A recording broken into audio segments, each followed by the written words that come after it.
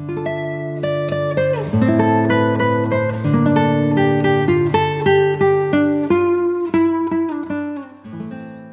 last day of my summer vacation has already come, and I have finished all the projects that I've taken along, so it's time to start a new one. And I have one that is really exciting for me. It's a bead bag. I spent last night trying to figure out what kind of a shape I want to make, and I still have no idea because it really depends how I will put the beads together, if I will just straight sew them together, or if I crochet them together, or do some kind of macrame knot technique. I have no idea.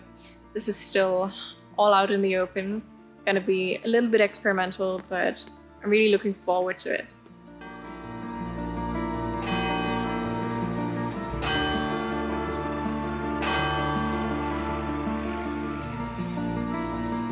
Since beaded bags were staple pieces in many eras, I looked through some books for inspiration before trying out different techniques.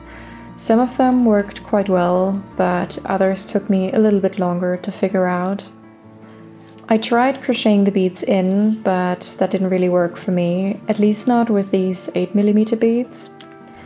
Since it was my last day, I decided to just enjoy it and started crocheting intuitively without adding in the beads for now.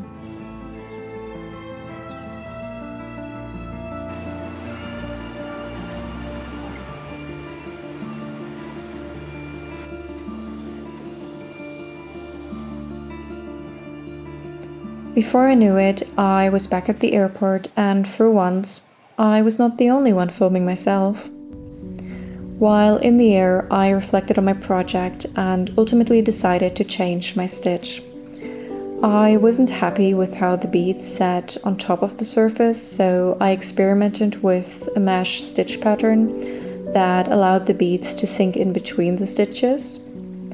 Unfortunately, that meant starting over. By then, summer was officially over, but I really enjoyed those cozy evenings crocheting by the fire. Once I had a long enough rectangle, I sewed in the beads one by one, and I cannot tell you how happy I was that I finally achieved a texture I truly liked.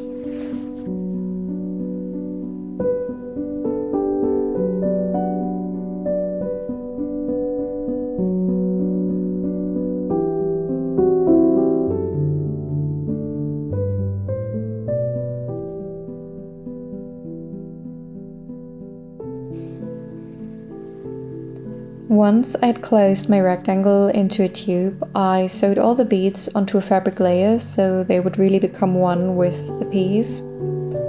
I did the same at the top end, where I added a few rounds of single crochet to create a stable edge.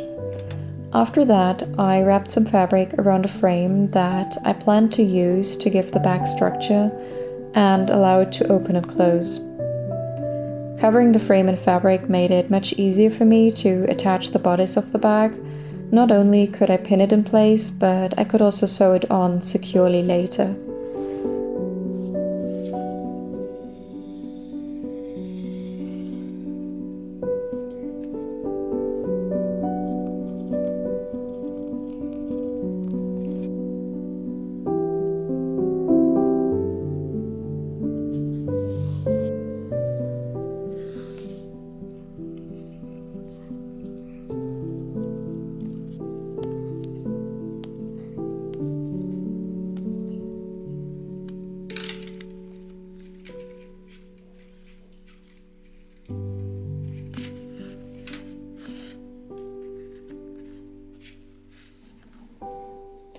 Adding the leather base to the bag was a bit challenging since I had to move my hands in and out constantly, but it was also so satisfying to see the bag finally taking shape. To stabilize that shape, especially for when the bag would hold items later, I cut a piece of really stiff cardboard and glued it in place. That really made a huge difference, and after that, all I had to do was prepare the lining, add my name, and sew it in.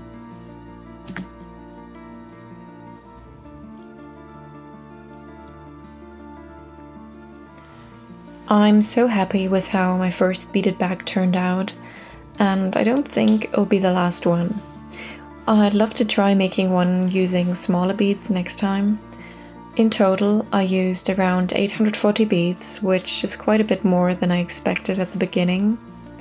The bag weighs exactly 1 kilogram, so it's definitely not an everyday bag, although carrying it around would make for a pretty good workout. One last tip, if you ever find yourself in southern Sicily, while I was there I also visited Donna Fugata.